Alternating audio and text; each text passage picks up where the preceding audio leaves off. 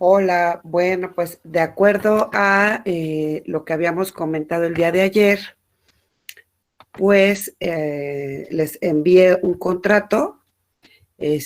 No sé si me pudieran, por favor, explicar qué le entendieron a ese contrato. Obviamente ustedes estarían checando la parte de la vendedora,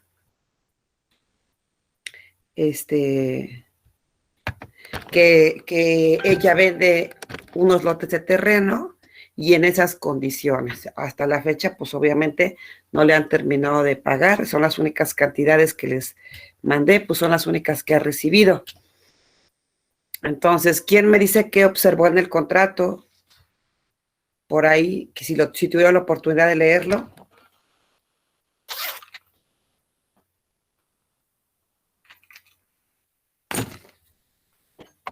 Yo, maestra. Adelante, Luis. Bueno, según entendí también la cuestión, lo que vamos a hacer es para cobrar los adeudos que se deben, ¿no? Entonces, partiendo de ahí, en la lectura del contrato, pienso yo, no estoy seguro la verdad, pero pienso que en la parte del precio, de cómo se va a pagar, no se dice una fecha cierta. Si bien es cierto en las cláusulas se menciona que se va a liquidar en un plazo máximo de la vigencia de respectiva de la licencia de construcción, creo a mi parecer que no es una fecha cierta, maestra. Por tanto, si no hay fecha cierta, no podemos demandar el pago, sino hasta que se haga la interpelación del mismo, es decir, el requerimiento de él. Entonces, concatenando todos los puntos, no sé si estoy en lo correcto, pero al parecer en jurisdicción voluntaria tenemos que pedir la interpelación de que nos habla el 2080. Una vez pidiendo la interpelación 30 días después, entonces es que podamos entablar la demanda correspondiente. Eso es lo que observé, maestra. Ok, Luis, mira, perfecto. A ver, ojo con esta parte. Es un contrato. Yo les voy a pedir, por favor, que justamente las sesiones que vamos a tener en Meet, pues vamos a estar señalando o vamos a estar platicando, comentando información muy importante que deben de tomar en cuenta. Entonces yo les voy a pedir que al momento que estemos aquí en las clases tengan a la mano su libreta, tengan a la mano donde anotar toda esta serie de indicaciones, porque al final todas les van a servir. Y no solo para la parte procedimental, sino incluso para ver la parte de fondo, ¿sale? A ver, ¿qué tenía que haber hecho de acuerdo al material que está en plataforma y de acuerdo a lo que nosotros ya platicamos previamente de cuando nos llegan a consultar un caso? Entonces, tenía que revisar el contrato, ya vieron los pagos, esos son los hechos que la persona les está proporcionando. Y se acuerdan que dijimos, hay que analizar, ya vimos la parte de hechos, ahora tenemos que ver qué dice la ley. Es decir, cuando digo qué dice la ley, pues primero me tengo que meter a la parte sustantiva, me tengo que meter al Código Civil. ¿Qué tengo que buscar en el Código Civil? ¿Qué se te ocurre, Yasmín Peralta?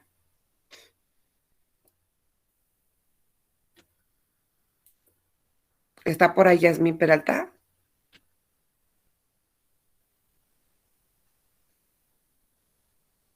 Ok, ¿está Luis Roberto Vélez? Sí, profesora. Luis Roberto, ¿qué se te ocurre a ti que tendré yo que buscar en el Código Civil? Bueno, el contrato estamos hablando que es un contrato de compraventa de unos terrenos, esos son bien inmuebles, entonces sí, la parte del Claro, Código Civil de compraventa de inmuebles. exacto. Me tengo que ir a buscar al Código Civil cómo se regula el contrato de compraventa. Y ahí me tengo que chutar todo el capítulo de compraventa para ver qué encuentro. Perfecto, muy bien. Eso es en la parte sustantiva.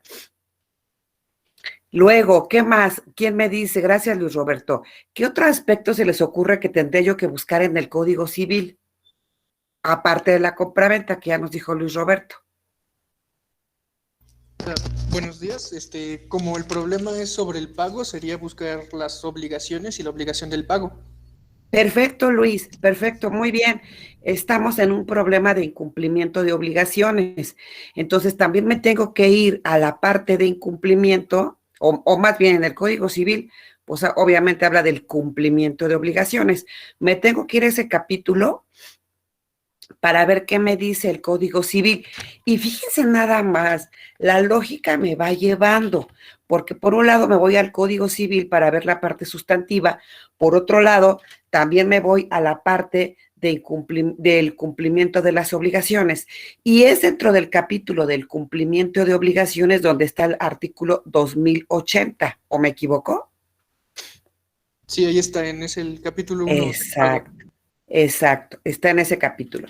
Entonces, bueno, obviamente, vean cómo es indispensable que yo entre al análisis sustantivo, al análisis en este caso soy un incumplimiento, pues irme al capítulo de incumplimiento de las obligaciones. Perfecto.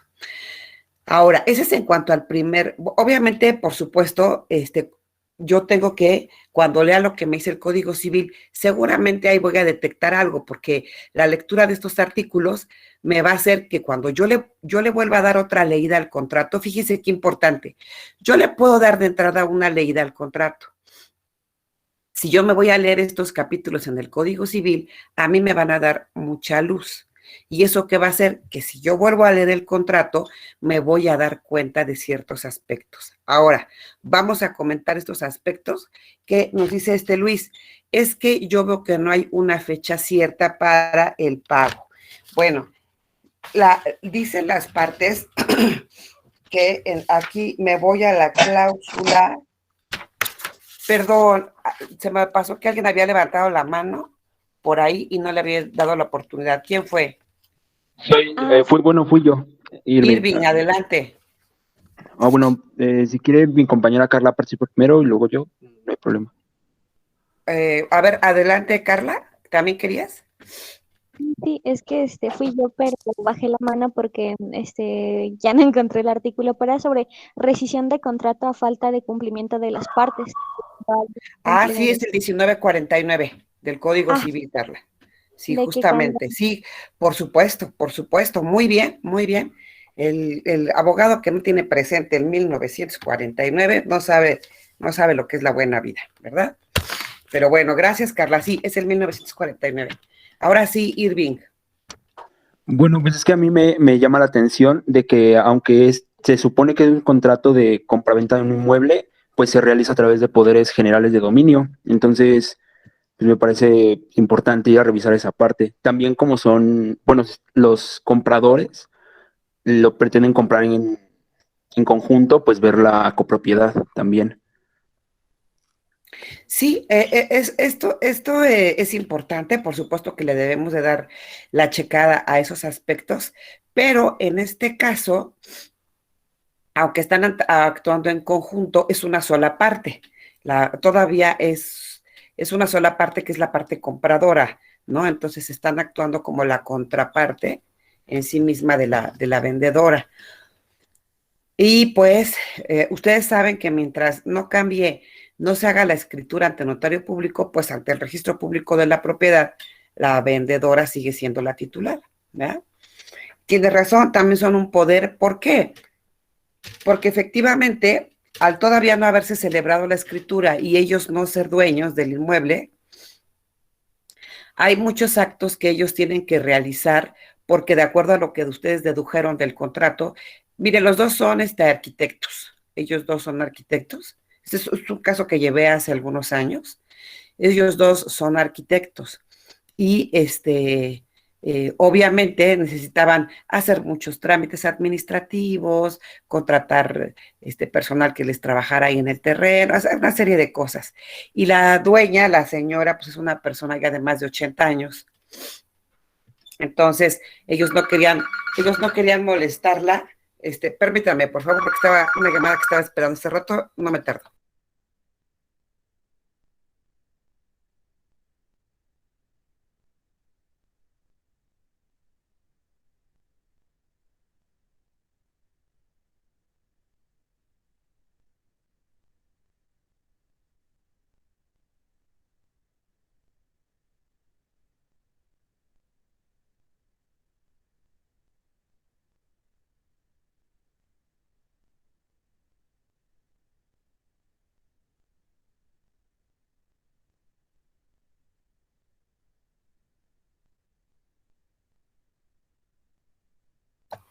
discúlpenme. Entonces, les estaba diciendo, la señora es una señora ya mayor de más de 80 años. Entonces, ¿por qué se hacen los poderes? Justamente para que ellos puedan ir gestionando pues algunas situaciones en favor de la señora, perdón, en favor de esta construcción de inmuebles, sin tener que estar mandando a traer a la señora a cada rato a que les firme documentos o a que vaya a realizar algunas gestiones en la delegación o X cosa. Esa fue la razón de los poderes en su momento. Entonces, bueno, pero estamos ahorita checando la parte del precio, ¿vale? Y en la cláusula segunda nos dice que el precio, y otra cosa muy chistosa, fíjense cómo al contrato le llaman promesa de compraventa, pero en realidad no es una promesa de compraventa, ya es una compraventa como tal, porque se está transmitiendo propiedad. No sé si notaron eso. Dice Sí, la maestro. cláusula segunda, que el precio establecido por la promesa de compraventa no es una promesa, es un contrato de compraventa informal, ¿vale? Son 3,750,000 pesos. Y fíjense lo que dice, en un plazo máximo igual al de la vigencia de la licencia de construcción respectiva y que adquiere el comprador de acuerdo a la cláusula tercera del presente contrato. Al decir que el precio se tiene que pagar en un plazo máximo de o igual al de la vigencia de la licencia de construcción, y si tenemos a la vista la licencia de construcción y la licencia de construcción tiene una fecha de vigencia, entonces quiere decir que sí tenemos plazo, Luis Daniel, ¿vale? Sí tenemos un plazo. O sea, sí sabemos cuándo hay que pagarse, ¿sale? Y justamente el problema va por ahí, por el pago del precio. ¿Sí o no? Porque, por ejemplo, en la cláusula tercera dice que al momento de la firma del presente contrato privado, fíjense, aquí ya le llaman contrato privado de compraventa. Vean, el comprador entrega a la vendedora la cantidad de 150,000 pesos como parte del precio. Vean cómo no es promesa. En las promesas no se paga el precio. En las promesas solo se promete que se va a celebrar en el futuro un contrato y no se dan obligaciones, no se pueden cumplir o no se pueden generar obligaciones del contrato definitivo. Entonces, en este caso, si ya le está dando 150,000 pesos por parte del precio, pues ya es la compraventa.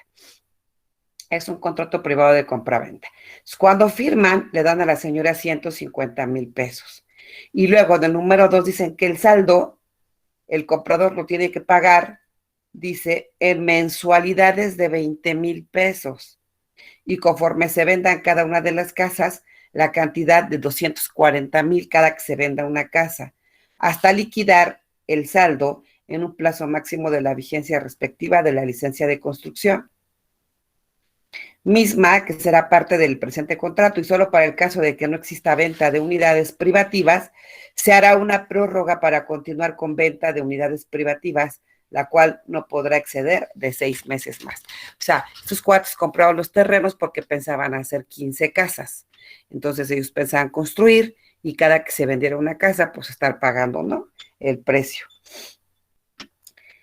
Entonces, ¿qué es lo que le faltó a esta cláusula del precio? Ya vimos que fecha sí tiene, porque si dice en un plazo igual al de la licencia de construcción, pues yo me voy a la licencia de construcción y resulta que ahí tengo que el plazo es en mayo del 2020. Entonces sí hay plazo, ese es mi plazo máximo. ¿Qué le faltó a esta cláusula del precio?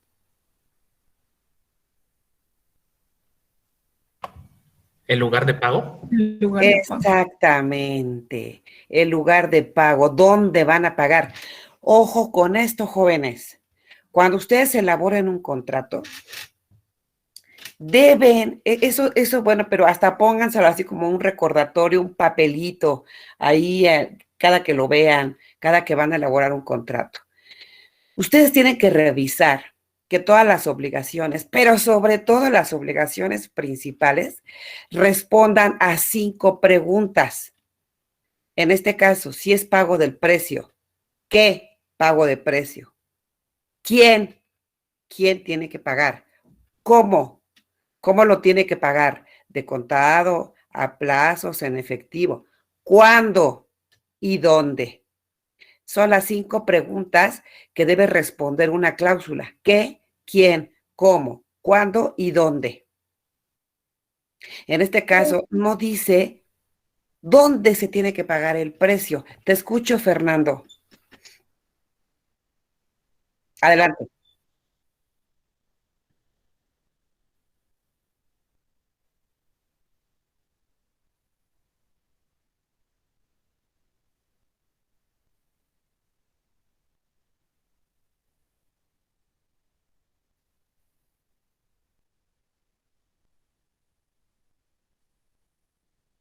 Claro, por supuesto. Si en un momento dado no te pagan, es que aquí es donde viene el meollo de todo el asunto. Por ahí vi, permíteme, Fernando, antes de contestar. Carla, te escucho.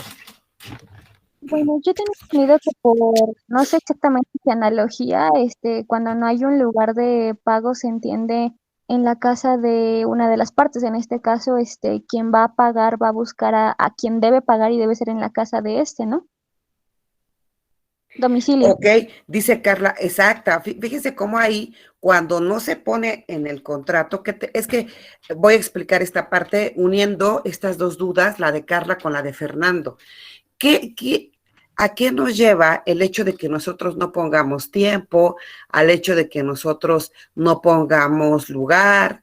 A que si no se especifica en el contrato, nos tenemos que ir a lo que digan las disposiciones generales de las obligaciones. Entonces, Fernando, si tú dices, va a ser transferencia en una cuenta bancaria, yo te pongo del otro lado, del lado del comprador. Dime tú, Fernando, ¿a qué cuenta bancaria lo vas a transferir?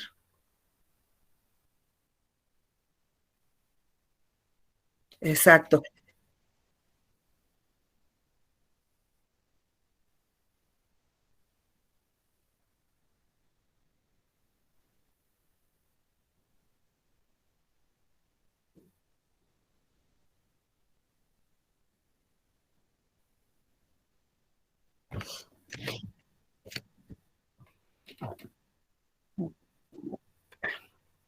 Claro, porque si te pones del lado del comprador, y qué bueno que ahorita sea tu tío, porque te iba a decir, lo único que te va a quedar es que te hagas amigo de él para que ya te vaya pagando y no te deje de pagar, ¿verdad? Pero si es tu tío, pues no pasa nada. Pero ponte a pensar que fuera un tercero que tú le vendes y tú le dices, sí, me vas a pagar a una cuenta bancaria y nunca le dices a cuál. ¿Él incurrirá en algún incumplimiento, Fernando?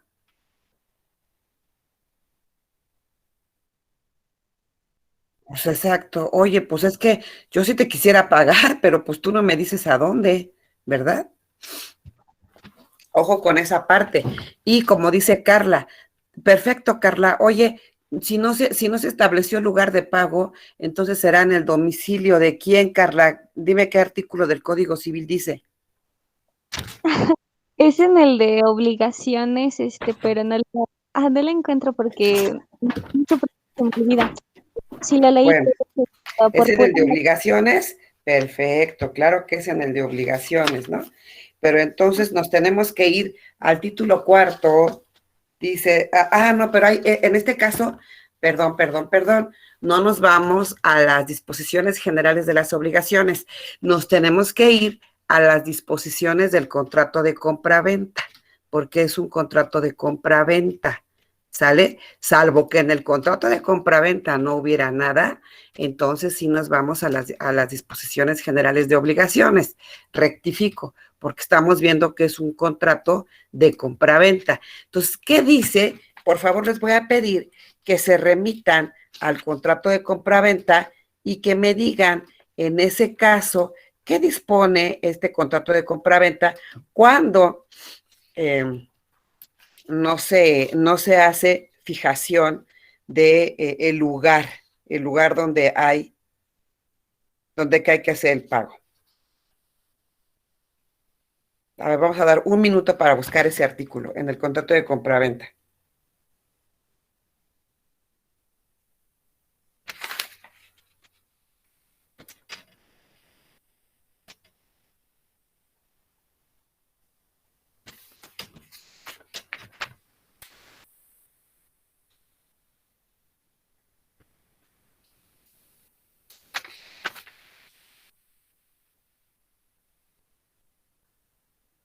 Está en el 2293, maestra, una estipulación. A ver, adelante, vamos a leerlo. Dice, Apóyame, por favor, Luis Daniel. capítulo sexto de las obligaciones del comprador. Artículo 2293. El comprador debe cumplir todo aquello a que se haya obligado y especialmente a pagar el precio de la cosa en el tiempo, lugar y forma convenidos. 2294. Si no se ha fijado tiempo y lugar, el pago se hará en el tiempo y lugar en que se entregue la cosa. Ok. El pago se hará en el tiempo y en el lugar en que se entregue la cosa. O sea que el pago debió haberse hecho ¿en dónde? En el lugar donde está el terreno, porque pues ahí ahora sí Pues que ahí se entregó, ¿verdad? Ajá. Entonces, fíjense, el pago debió haberse hecho ahí. Y donde no hay como tal, si ustedes se percatan, no se dijo nada en el contrato. ¿Y cómo puede la señora demostrar que ella estuvo presente en el lugar del terreno y que los requirió ahí de pago?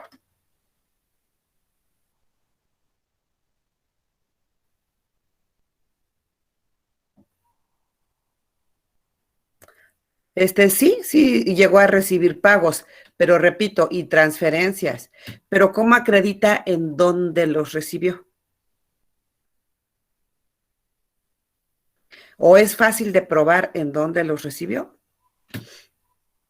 Podría ser con un testigo, ¿no? Pues a lo mejor con un testigo. ¿A qué voy? Fíjense aquí qué interesante. Pudiéramos meternos, si nosotros nos metemos de lleno a ejercer una acción de rescisión de contrato, fíjense cómo nos vamos a meter en el primer grave problema. Y el primer grave problema es, primero, demuéstrame que efectivamente en el lugar, en este caso de la entrega de la cosa, tú estuviste ahí parada y yo no acudí a pagarte el precio. O sea, para que operara la rescisión, tendríamos que meter a la señora en el dilema de primero tener que demostrar que estuvo ahí parada cada mes y que los señores no llegaron a pagarle nada.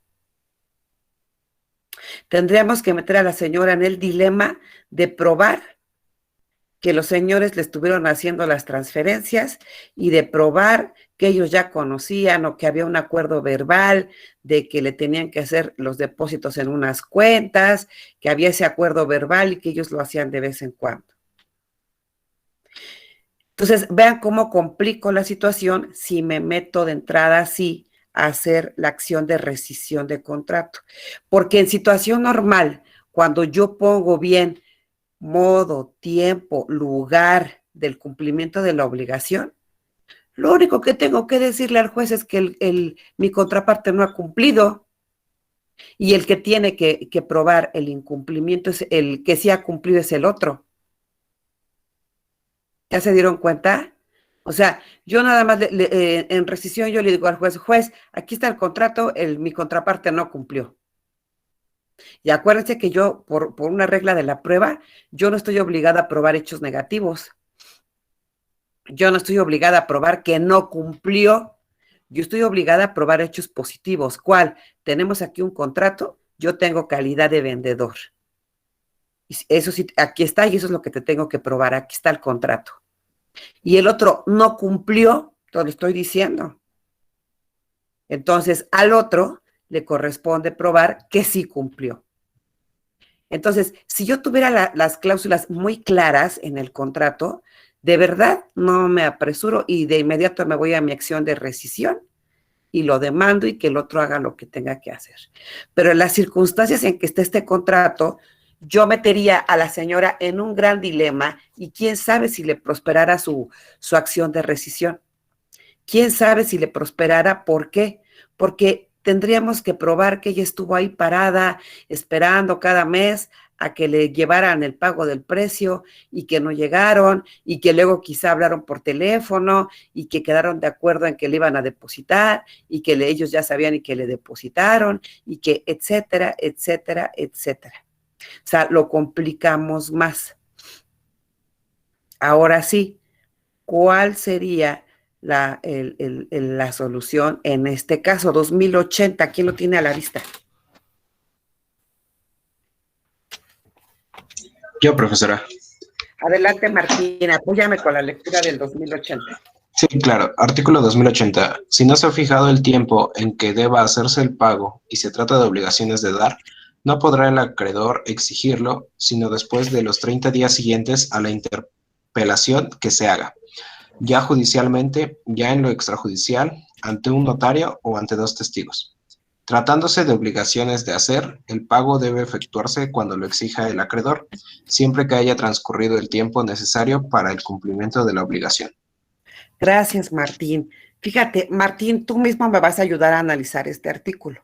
Este es el artículo, por eso es que es necesario conocer, ya se acuerdan que les dije, oigan, cuando ustedes vean un asunto, y se acuerdan que yo les platiqué ¿cómo les diré? Mi estrategia, mi metodología que yo utilizo es, yo me voy al Código Civil y me chuto todo lo relacionado al asunto. En este caso, si ustedes se fijan, ese 2080 está en efectos de las obligaciones, en el capítulo 1 del pago, cómo tiene que hacerse el pago en las obligaciones en general. Por eso les decía, hay que ver el Código Civil en todo lo relacionado. A lo mejor, si a mí nada más se me ocurre quedarme en el capítulo de compra-venta, me voy a quedar sin luz. No voy a saber qué hacer. Pero que me voy a los capítulos de consideraciones generales de las obligaciones, del cumplimiento de las obligaciones, etcétera. Ya me va a dar más luz en lo que tengo que hacer, ¿verdad? Claro que no me voy a poner a revisar si es este caso, pues lo relativo al matrimonio o a las sucesiones, porque eso qué me importa, ¿verdad? Aquí. Pero sí todo lo que tenga que ver con obligaciones y contratos lo tengo que revisar. Bueno, entonces, este 2080, tú mismo, Martín, dice, si no se ha fijado el tiempo en que deba hacerse el pago, y se trata de obligaciones de dar. Aquí, este artículo nos habla de tiempo. Sí se estableció un tiempo, lo que no se estableció es un lugar. Y por eso les decía que buscaran jurisprudencia, porque hay jurisprudencia que determina que también cuando no se ha fijado exactamente tiempo o lugar de pago, el deudor no incurre en mora. Hay jurisprudencia que señala que cuando no se ha fijado lugar de pago, hay que aplicarse lo mismo que dice el artículo 2080. ¿Sale? En este caso. Por eso les decía, vean, no solo hay que checar Código Civil, hay que meterse a la jurisprudencia, porque la jurisprudencia nos va dando luz. Y hay jurisprudencia que dice que este mismo artículo se aplica cuando no se señala el lugar, porque entonces, si no hay tiempo ni lugar de pago, el deudor simplemente no incurre en mora. Entonces, al no incurrir en mora, pues, ¿cómo le voy a poder demandar la rescisión? O sea, ya sabemos que aquí ya habían hecho depósitos, ya había ciertas presunciones de que sabían, pero son solo eso, presunciones. Entonces, yo tengo que ver la forma más eficiente de, de que pruebe que ellos ya sabían, que ya se les venció el plazo y que les estoy requiriendo el pago. Entonces, lo que yo tengo que hacer es, como está, no es cierto el lugar, no es cierto el tiempo, ya se pasó el plazo, ellos no cumplen, etcétera, para evitar que me digan cualquier tipo de pretexto, ¿qué tengo que hacer? Con fundamento en lo que dice el 2080, les voy a hacer un requerimiento de pago. Porque con ese requerimiento de pago, yo voy a subsanar cualquier error, cualquier omisión que yo haya tenido al momento de elaborar el contrato. Entonces, si mi finalidad es subsanar cualquier error o omisión que yo haya cometido al momento de elaborar el contrato, ¿qué tengo que hacer al momento de hacer el requerimiento? Señalarles qué a los deudores. Los tengo que requerir del pago y qué información les tengo que dar. El lugar donde se va. El lugar, fechas. Exacto, el lugar donde tienen que hacer el pago. el lugar o la forma. El lugar puede ser una dirección, pero también podría ser, como dice Fernando, una cuenta bancaria. Pero obviamente yo sí le tengo que poner una cuenta bancaria, número tal, banco tal, titular tal, incluso a veces hasta la clave interbancaria para que se pueda hacer una transferencia de banco a banco, ¿no? Entonces, esos datos sí que los tengo que poner, porque si no los había puesto, este es mi momento en la interpelación de subsanar cualquier error. Y entonces, lo que va a importar aquí es que, fíjense, dice el 2080, si no se ha fijado el tiempo, y se trata de obligaciones de dar. En este caso, la compraventa se trata de la obligación que produce es transferir la propiedad, y las obligaciones que tienen por objeto la transmisión de propiedad son obligaciones de dar. Dice, el pago no podrá el acreedor exigirlo, sino después de los 30 días siguientes a la interpelación que se haga, ya judicialmente, ya en lo extrajudicial, ante notario o ante dos testigos. Entonces, me dice este artículo que tengo dos formas de hacer la interpelación, que son ¿cuáles, Martín? De manera judicial y extrajudicial. Judicial o extrajudicial. De manera judicial, si voy a hacer una interpelación, es como no es, o sea, ¿qué quiere decir una interpelación? Solo le voy a requerir el pago, y en este caso le voy a informar dónde lo tiene que hacer. ¿Vale? No me voy a pelear con él, porque lo que dice el artículo es que yo le tengo que interpelar y tengo que dejar pasar 30 días. ¿Sale? 30 días después de la interpelación y ya yo puedo requerirlo de pago. Entonces, esa es una forma. También lo podría hacer extrajudicialmente, o sea, sin necesidad de acudir ante la justicia, ¿verdad? Si no, lo podría hacer utilizando los servicios de un notario público, que ahí pues sería cuestión de cotizar cuánto me cobra un notario por presentarse en los domicilios de las personas y notificarles que deben hacerme el pago. Y pues generalmente los honorarios de un notario pues son caros, porque un notario nos cobra por hora, ¿no? Entonces hay que ver cuánto me cobra el notario. Y luego dice que la otra forma sería ante dos testigos, pero, ¿saben? La forma muy efectiva pues del notario sí es, porque tiene fe pública, pero los testigos no es una forma tan eficiente, porque pues luego me pueden tachar a los testigos, que si esto, que si no, que cualquier cosa. Entonces, algo me pueden objetar a los testigos. Entonces, no me voy a arriesgar a que eso suceda. No me voy a arriesgar a que me objeten a mis testigos. Entonces, pues nosotros como abogados, para tener trabajo también, pues mejor sugerir que sea judicialmente, porque pues ahí va a ser personal del juzgado el que les va a ir a notificar la jurisdicción voluntaria de que les vamos a requerir el pago, nada más. Entonces, realmente, yo con esa jurisdicción voluntaria voy a subsanar todos los errores y omisiones que yo haya incurrido al momento de hacer el contrato. Quisiera saber si me he explicado cuál es la situación, si se comprendió o es necesario que haga alguna aclaración. O, por supuesto, si tienen alguna pregunta ustedes que hacer.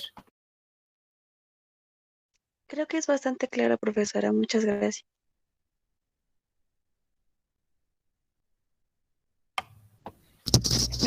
No. Bueno, creo que había alzado la mano Luis Daniel. Luis, ¿me preguntaste algo? Bueno, no, solo era para comentar que tengo la jurisprudencia y efectivamente es como nos está diciendo, maestra. Y la A ver, adelante, Luis Daniel.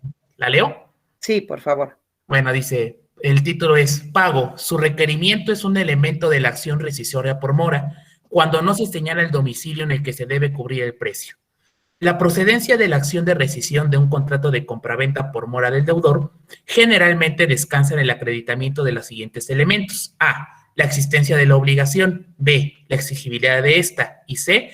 El incumplimiento del deudor en el entendido de que, respecto a este elemento, se ha considerado suficiente que el acreedor afirme la existencia del incumplimiento, pues conforme a las reglas que regulan la prueba, corresponde al deudor demostrar el cumplimiento. Sin embargo, en aquellos casos en que se omitió señalar en el contrato base de la acción el lugar donde debería realizarse el pago, el incumplimiento del deudor constituye tan solo uno de los elementos integrantes de la referida acción y no es suficiente cuando con la existencia de la obligación y la exigibilidad de esta para tener por integrado los elementos de la acción rescisión interesada, sino que conforme al artículo 2082 del Código Civil para el Distrito Federal, el que establece que por regla general el pago debe hacerse en el domicilio del deudor, debe exigirse como un elemento más para la procedencia de tal acción. El requerimiento que haga el vendedor acreedor al comprador deudor en el domicilio de en el domicilio de pues al haberse omitido señalar el domicilio en que se debía cubrir el precio, es obvio que dicho comprador se encontró en la imposibilidad fáctica de cumplir la obligación o pago de referencia, imposibilidad que necesariamente conduce a la admisión de que no pudo incurrir en mora, en tanto que es claro que el resultado no se debió a una causa que dependiera de su voluntad. Y bueno, pues prácticamente es todo lo que hemos visto, maestra. ¿Verdad? Entonces, por eso les decía, vean aquí qué interesante, porque vean cómo, qué es lo que nos empieza a dar luz, como que nos empieza a guiar por dónde tenemos que caminar, el análisis legal del caso. ¿Sale? Entonces, yo me tengo que ir al Código Civil, por eso también les dejé el 2080 como digamos, como una pista de lo que se trataba, pero por supuesto que me tengo que meter a leer jurisprudencia, porque acuérdense que la jurisprudencia me va a establecer cómo se han resuelto casos similares ante los juzgados y cuál es el criterio del juzgador en ese tipo de asuntos. Entonces, vean, aquí está, digo, más clara ni el agua, la propia jurisprudencia casi me dice, mano, tienes que hacer un requerimiento, ¿no? Casi, me lo está diciendo. Entonces, Luis Daniel, ¿no haces favor de compartir en el grupo de WhatsApp la jurisprudencia, si eres tan amable, para que tus compañeros la puedan visualizar con mayor detenimiento, ¿sale? Sí, maestra, justo ya estoy en ello, ya iba. Gracias, Luis. Ok, entonces, de acuerdo a lo que hemos visto, para que pueda prosperar, fíjense, para que pueda prosperar mi acción de rescisión, nos habla Luis Daniel de 3 elementos. La existencia de la obligación. ¿Cómo pruebo la existencia de la obligación, Josefina Yael? ¿Me repite la pregunta, por favor?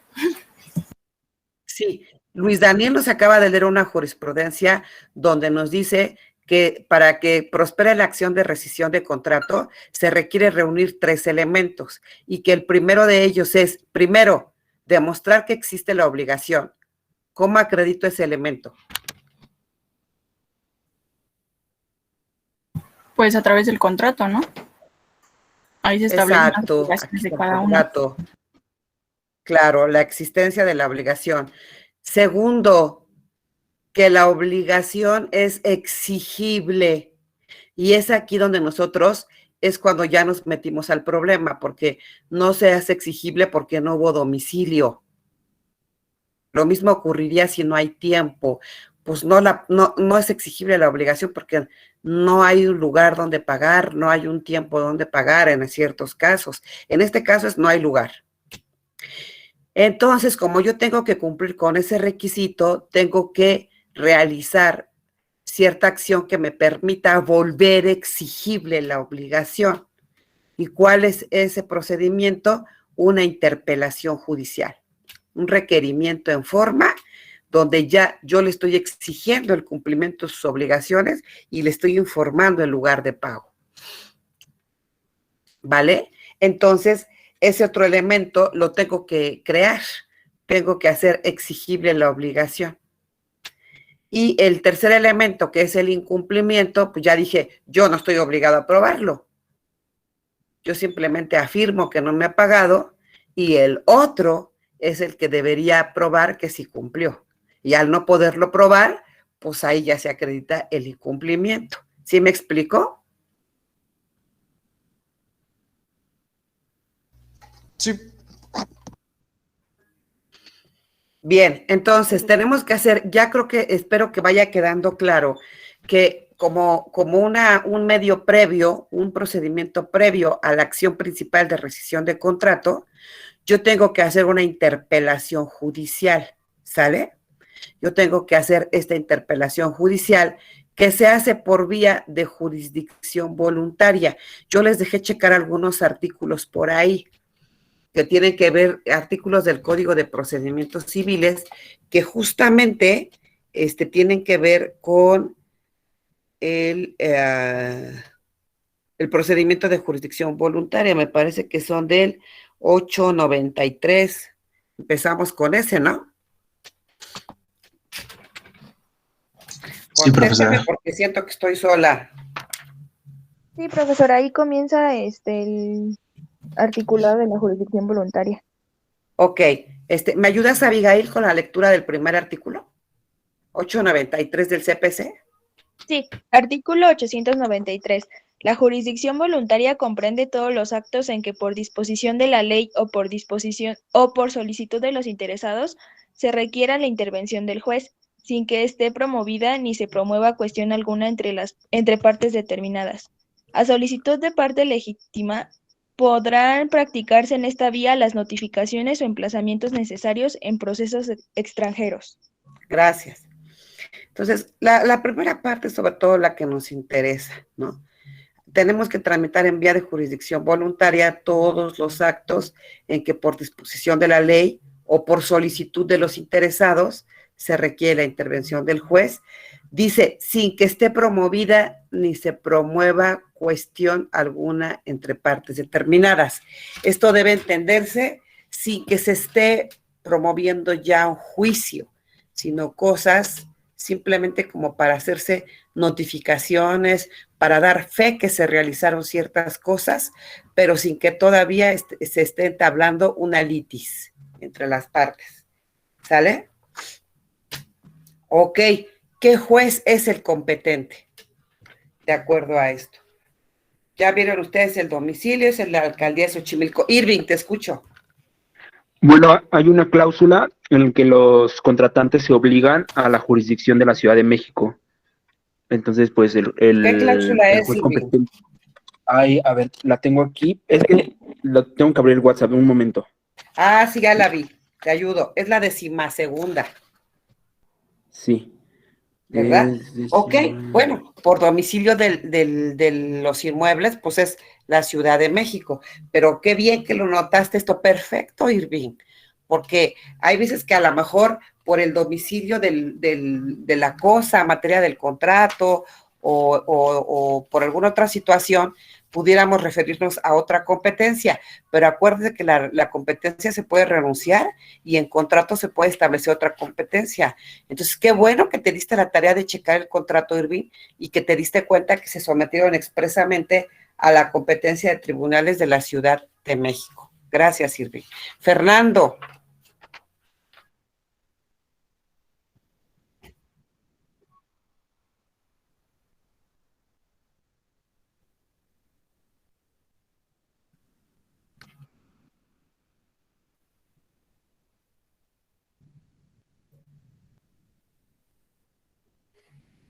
A ver, otra vez, ¿cómo estuvo tu pregunta? Ah.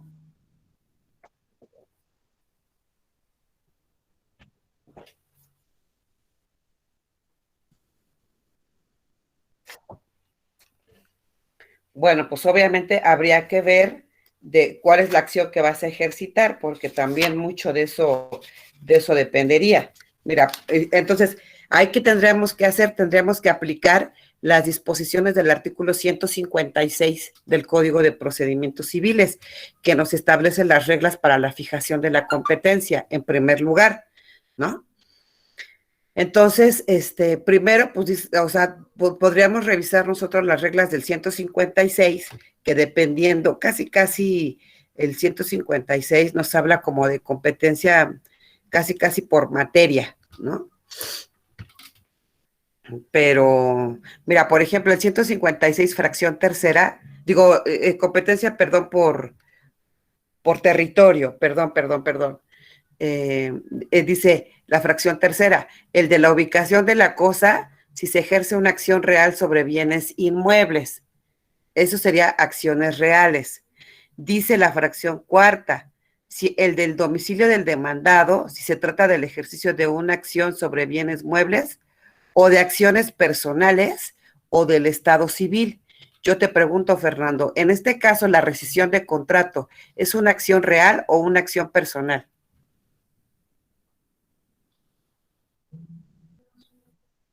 Es personal. ¿Perdón? Claro, es una acción personal porque es incumplimiento de contrato. Entonces, si es, en este caso sería el del domicilio del demandado, de acuerdo a estas reglas. ¿Vale? Ok.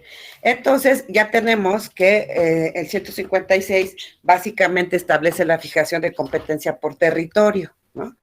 Pero acuérdense ustedes que nosotros vimos también que hay juzgados orales de proceso civil y juzgados civiles de proceso escrito. ¿Qué juzgado conocerá de este asunto? ¿Un oral de proceso civil o un juzgado civil de proceso escrito? Para eso, por supuesto que nos sirven súper bien el material que sus compañeros nos estuvieron subiendo, ¿no? Cuando Sería nos... Adelante. ¿Sería un juzgado de lo civil de proceso escrito? ¿Por qué, Arisbet? Dame tu fundamento, por favor. Estás muy bien. Ahora dime por qué. Bueno, se encuentra en la Ley Orgánica del Poder Judicial, en el artículo 59, primera fracción. ¿Qué dice? Dice, artículo 59, los juzgados de lo civil de proceso escrito conocerán, primera fracción, de los asuntos de jurisdicción voluntaria, cuyo conocimiento no corresponda a la materia familiar. Perfecto, muy bien, Arisbet, muy bien. Entonces, efectivamente tenemos que ir con un juez de lo civil de proceso escrito para hacer nuestras diligencias de jurisdicción voluntaria. Fíjense, me encantó esta clase porque vean cómo entre todos vamos armando el conocimiento, vamos formulando dudas, que estoy segura que a lo mejor por ahí alguien que externó una duda, seguramente alguien más la tenía, y cuando escuchó a su compañero dijo, sí es cierto, o a lo mejor, si no tenía la misma duda del compañero, no se había preguntado lo que alguien preguntó, y cuando ya se da la respuesta, dice, mira, eso yo no se me había ocurrido preguntarlo, pero es interesante. Entonces, esta es una invitación justamente a que estas clases sean eso, o sea, una clase donde entre todos podamos ir construyendo el conocimiento, y acuérdense que este es el momento para equivocarnos. Y ya afuera, pues es más complicado, pero aquí no nos dé miedo preguntar, porque a eso venimos a preguntar. Abigail, te escucho. Sí, maestra, también bueno, en cuanto a la competencia en nuestra exposición, por cuanto a la cuantía, pues nos iríamos por el precio, que sabemos que en cuantía menor es de 705,369 pesos, y pues aquí la cuantía es mucho más grande, y pues también ahí nos determina que es ante un juzgado de proceso civil escrito, y también está establecido en el artículo 691, nada más que ahí no está actualizada la cantidad. Pero perfecto, muy bien, Abigail, hasta por cuantía, aunque ojo con esta situación. No tienes razón, sí, por cuantía es un juzgado de proceso escrito, que también conocen de cuantías arriba de las que nos ha mencionado Abigail. Muy bien, muy bien. Entonces, por cuantía, por la Ley Orgánica del Poder Judicial. Entonces, ya vieron lo que tienen que hacer, ya lo platicamos. ¿Tienen alguna duda de lo que tienen que hacer, muchachos? Luis Daniel, te escucho. Sí, maestra. Bueno, entonces nuestro escrito de solicitando la interpelación iría dirigido al C juez civil de proceso escrito. Sí, o sea, juez de lo civil, o sea, sin especificar, o si le quieres especificar, sea juez de lo civil de proceso escrito de la Ciudad de México. Generalmente nada más, cuando es de proceso escrito, generalmente nada más le colocamos C juez de lo civil, competente, ¿verdad? En la Ciudad de México, generalmente. Vale, maestra. Y otra pregunta, el escrito debe cumplir con todos los requisitos de una demanda, ¿verdad? Bueno, con Es los mismos correcto. requisitos. La estructura básicamente tiene que ser la de una demanda. Por eso es que también les pedí que checaran en sus generalidades el artículo 255. Tiene que tener un rubro donde van los nombres de las partes. En este caso, qué interesante que lo acabas de mencionar, Luis Daniel, porque en el rubro va el nombre de la señora. ¿Cómo le puse a la señora aquí? Sofía, ¿verdad? Vidal, aquí está. Acuérdense que en el caso de la Ciudad de México, el nombre del actor o del promovente de las diligencias de jurisdicción se empieza con el apellido. Entonces, en este caso estaríamos hablando de Vidal Arias Sofía, pero como estamos diciendo que no se establece controversia entre partes porque es una jurisbol, en lugar de ponerle contra Iván González Lima e Iñaki Munguía, ¿cómo le tengo que poner? Sofía Vidal Arias, porque va a dirigirle está dirigiendo una interpelación, entonces se le pone Vidal Arias Sofía, y luego abajito y luego abajito el nombre de las personas a las que va dirigida esa interpelación, Iván González Lima e Iñaki Munguía Silva. ¿Sale? En lugar del contra, porque no hay controversia. Y ya abajito de los nombres simplemente se le puede poner requerimiento de pago o interpelación judicial, como ustedes quieran. ¿Sale? ¿Sí fui clara en eso? Sí, profesora. Sí. Ok, ¿alguna otra pregunta más?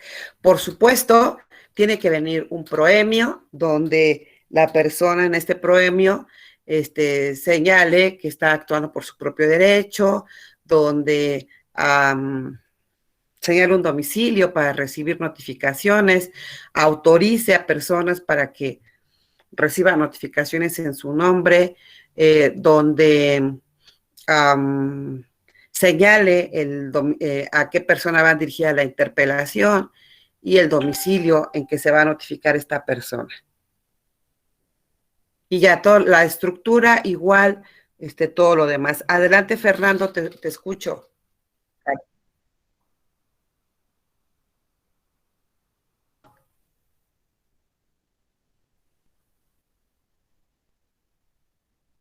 No, los escritos, ahorita voy a ver si abro tarea en Classroom. Es que saben que ya casi voy de salida, la verdad no sé a qué hora regrese. Si puedo, abro la tarea en Classroom, porque me lo tienen que entregar cuando, hoy o mañana.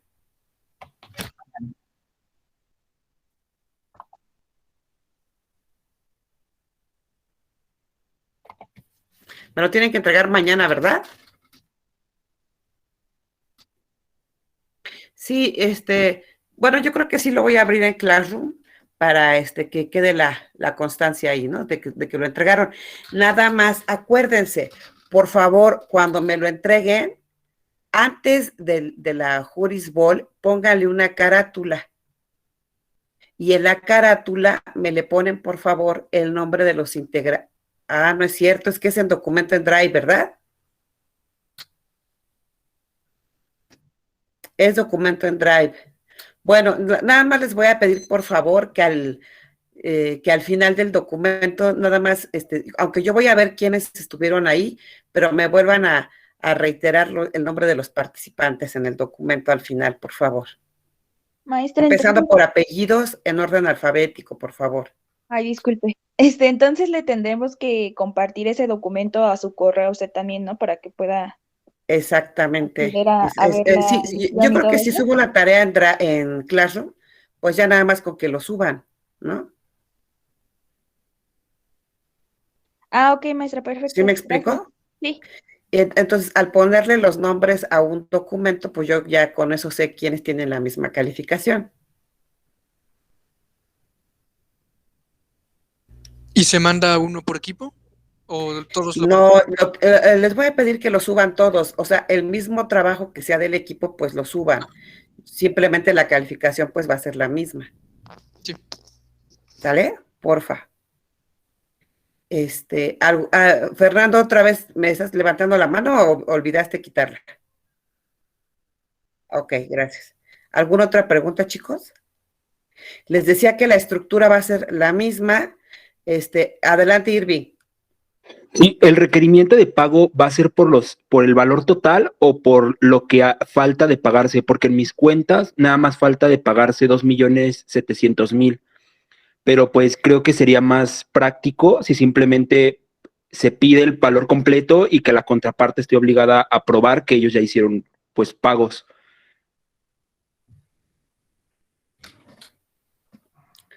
Puede No sé ser. si sea... Mira, es de estilos. Yo Ok. les voy a decir algo que he aprendido en los últimos tiempos, de verdad, y eso me lo han enseñado mis clientes. He aprendido a que es mejor hablar con la verdad y ser honestos desde un principio. Les voy a pasar por ahí alguna demanda que hice, para que vean incluso el lenguaje que se maneja. Es una demanda en materia familiar. Pero yo me he dado cuenta que cuando nosotros no decimos la verdad desde un principio, ese suele ser un factor que hace que la otra parte se ponga más molesta y que también saque todas sus armas y que también se ponga a inventar una serie de cosas porque está muy molesta. Pudieras decirlo, pues yo no voy a decir si sí ni no, pero es que finalmente al requerirle todo el pago, de alguna manera le vas a decir al juez que no te ha pagado. Entonces, Sí. de alguna forma, quieras que no, si estamos cambiando la verdad.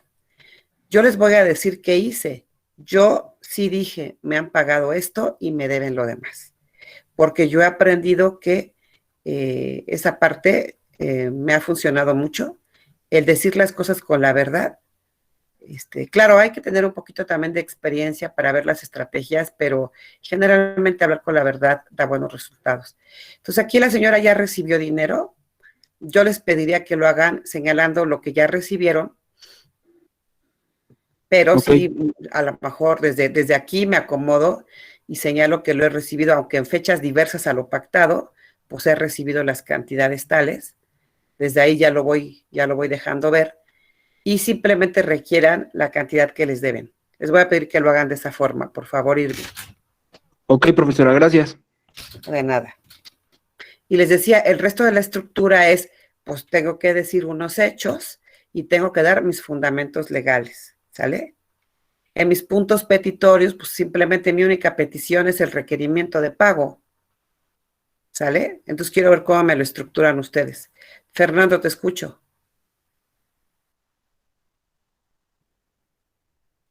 No, mañana no nos conectamos.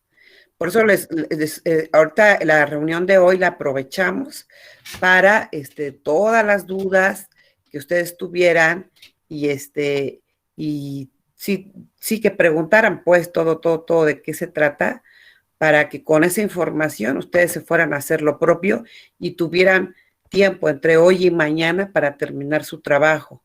De hecho, si ustedes se fijan, sí, es para mañana. Ya que entreguen el trabajo, tienen que meterse a revisar los artículos que les estoy mencionando ahí, ponerse a leerlos, porque en la siguiente sesión de Meet ya vamos a ver la cuestión de la demanda. ¿Vale? Entonces tienen trabajo, Fer. Okay. Tienen que hacer su Juris Bol entre hoy y mañana, y luego al terminar se tienen que poner a estudiar todos los artículos que les acabo de mencionar, ya con miras a la acción de rescisión de demanda, para que el día que nos veamos en Meet traigan ya todas sus dudas preparadas.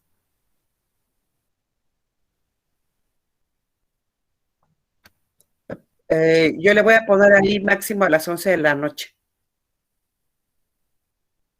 ¿De qué, Fer? ¿Alguien más? ¿Alguna pregunta adicional antes de desconectarnos de esta clase? Luis Daniel, te escucho. Respecto al número de integrantes de equipo, maestra. Pues habíamos dicho por ahí de preferencia de 5 a 7, ¿no? para que a mí me dé oportunidad de revisar los trabajos y darles alguna retroalimentación. Va, maestra. Sí, está bien. Gracias. Pudieran ser a lo mejor incluso más, pero no menos.